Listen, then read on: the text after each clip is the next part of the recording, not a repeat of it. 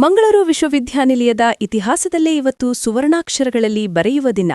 ಅಕ್ಷರಸಂತ ಹರೇಕಳ ಹಾಜಬ್ಬ ಮತ್ತು ದೈವನರ್ತಕ ರವೀಶ್ ಪಡುಮಲೆಯವರಿಗೆ ಈಗ ಡಾಕ್ಟರೇಟ್ ಗೌರವ ಲಭಿಸಿದೆ.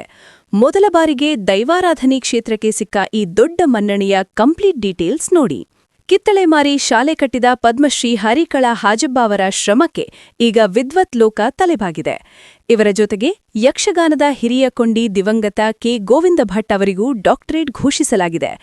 ಆದರೆ ಎಲ್ಲಕ್ಕಿಂತ ಮುಖ್ಯವಾಗಿ ಕರಾವಳಿಯ ದೈವಾರಾಧನೆಯನ್ನೇ ಉಸಿರಾಗಿಸಿಕೊಂಡಿರೋ ರವೀಶ್ ಪಡುಮಲೆಯವರಿಗೆ ಡಾಕ್ಟರೇಟ್ ನೀಡ್ತಿರೋದು ವಿವಿಯ ಇತಿಹಾಸದಲ್ಲಿ ಫಸ್ಟ್ ಟೈಮ್.